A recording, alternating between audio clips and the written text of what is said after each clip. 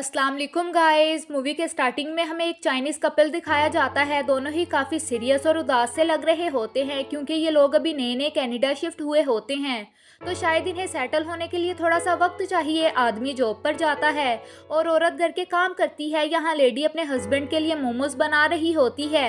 ये एक Chinese dish है जिसे बाओ भी कहा जाता है। ये इस मूवी के मेन कैरेक्टर का भी नाम है।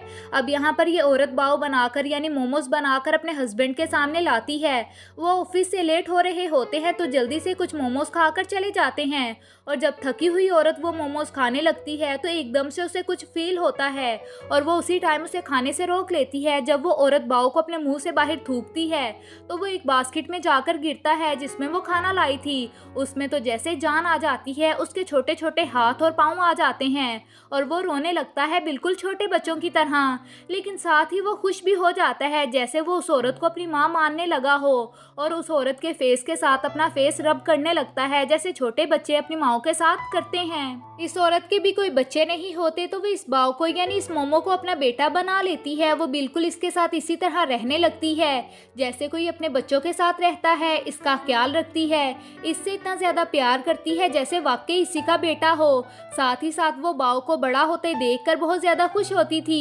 इवन कि वो उसकी हाइट भी मैयर किया करती थी। यहाँ तक कि वो औरत बाव को खुद फीड करती थी और जब कभी उसने बाहर बाजार या मार्केट जाना होता तो वो कभी भी बाव को घर अकेला नहीं छोड़ती थी बल्कि हर टाइम वो उसे अपने साथ रखती थी। अब एक दिन वो औरत और बाव प्लान करते हैं कि वो मार्केट जाएंगे और कुछ स्वीट्स खाएंगे और उस दिन ये दोनों बहुत इंजॉय करते हैं। बाव को भी ये औरत यानी अपनी माँ बहुत अच्छी लगने लगी थी और इनकी काफी अटैचमेंट हो चुकी थी। अब जैसे जैसे बाव बड़ा हो रहा था औरत को इस चीज की फिक्र थी कि वो मैदे से बना है और काफी वीक है। वो अक्सर भागते भागते गिर जाता था या मेल्ट होने लगता था।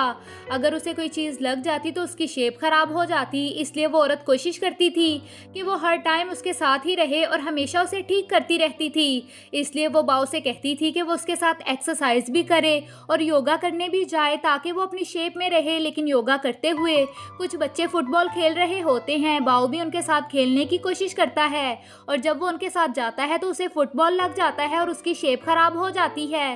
वैसा ही हुआ जिस चीज का डर था। वो औरत फौरी बाव को उठाती है और उसकी शेप को ठीक करते हुए उसे अपने साथ बिठा लेती है। बाव बहुत ज्यादा जिद करता है कि उसे उन बच्चों के साथ खेलना था लेकिन वो औरत उसे खेलने नहीं देती और उसे ठीक करते हुए ट्रेन में अपने साथ घर ले आती है। वो उस औरत यानी अपनी माँ से नाराज होकर ट्रेन में दूसरी तरफ मुंह करके बैठ जाता है। वो उनसे बात ही नहीं करता। ये अब बाव की रूटीन बन चुकी थी। वो हमेशा चाहता था कि वो बाहर निकले लेकिन उसकी माँ उसे बाहर नहीं जाने देती थी। वो फिर भी चुपके से उनकी नॉलेज में लाए बगैर बाहर निकल जाता था। अक्सर उसकी माँ उसे ढूंढती रहती थी पर वो नहीं मिलता था। वो उसका काफी घंटों इंतजार भी करती थी पर भाव तो जैसे अब केयरलेस हो चुका था। उसे बाहर की दुनिया इतनी अच्छी लगने लगी थी कि वो अपना ज्यादातर वक्त बाहर ही गुजारता था।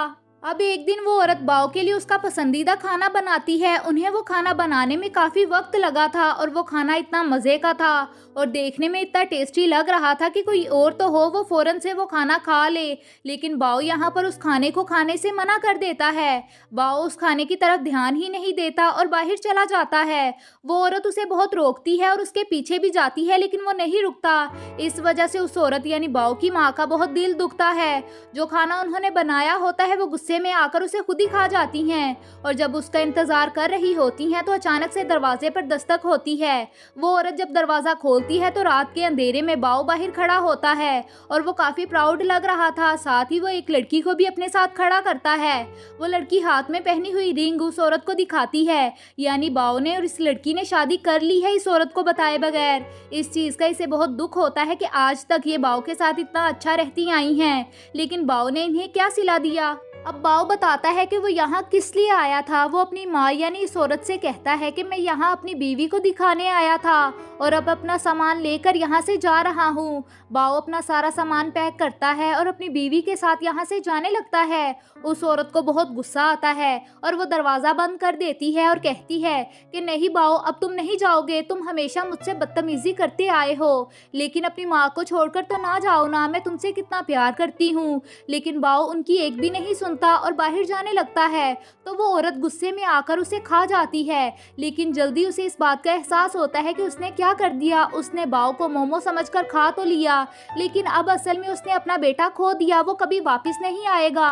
इसके बाद वो काफ़ी खामोश रहने लगती हैं, हमेशा रोती रहती थी। उसके हस्बैंड भी जब उससे पूछते कि क्या हुआ है तो वो कुछ भी ना कह पाती। फिर एक दिन हम देखते हैं कि औरत सोई हुई है कि तभी उसके सामने बाव आ जाता है, क्योंकि वो सोकर उठी थी तो वो ठीक तरीके से देख नहीं पा रही थी। और जब वो अपनी आंखों को रब करती है तो उनके सामने एक इंसान होता है जो साए में बिल्कुल बाव जैसा ही लग रहा था। यहाँ मूवी में हमें पता चलता है कि ये इनका ही बेटा होता है, जो काफ़ी अरसे पहले, काफ़ी साल पहले इन दोनों को छोड़कर चला गया था। और अब जब इसे एहसास हुआ तो अपने माँ बाप से माफ़ी मांगने आ गया। उस लड़के के फादर उसे अपनी माँ के कमरे में धक्का देते हैं कि जाओ अपनी माँ से माफ़ी मांगो। अब वो माँ के पास जाकर बैठ तो जाता है, लेकिन वो औरत उससे बात नहीं करना चाहती और वो दूसरी तरफ मुँह करके लेट जाती हैं। और पता चलता है कि जो बाव था वो सिर्फ इनकी इमेजिनेशन थी, क्योंकि वो अपने बेटे को बहुत मिस किया करती थी और इसी वजह से वो बहुत ज़्यादा उदास रहा करती थी। वो लड़का अपनी माँ के सामने एक बॉक्स रखता है जिसमें उनकी फेवरेट डिश थी। ये वही डिश थी जो कभी एक बार इसकी माँ ने इसे बस में ऑफर की थी, लेकिन इसने खाने से इनकार कर दिया था। लेकिन अब ये अपनी माँ को देते हुए कहता है कि मैं ये आपके लिए लाया हूँ, मैं माफ़ी मांगता हूँ कि मैं आपको छोड़कर चला गया था। बस मैं समझता था कि शायद हमारी बॉन्डिंग अच्छी नहीं है। ये सुनकर औरत का दिल मेल्ट हो जाता है और वो अपने बेटे को प्यार करने लगती हैं। उसका लाया हुआ खाना उसके साथ मिलकर खाती हैं। यहाँ पर ये दोनों बहुत ही इमोशनल मोमेंट शेयर करते हैं और साथ साथ अपना पसंदीदा खाना भी खाते हैं। अब इसके बाद हमें ये दिखाया जाता है कि इस औरत का बेटा अपनी बीवी को भी इस घर में ले आया होता है और अब ये सारे मिलकर हंसी खुशी बातें करते हैं और वो सारे मोमोज यानी भाव खाने लगते हैं। साथ ही साथ वो औरत सबको मोमोज बनाना भी सिखाती है और घर के लीडर यानी इस औरत के हस्बैंड इन सबको इस तरह देखते हैं जैसे इन्होंने इस रिश्ते को एक्सेप्ट कर लिया हो। और अब ये फैमिली हंसी खुशी रहने लगती है और इसी के साथ ये मूवी यहीं पर दी एंड हो जाती है। Thank you for watching.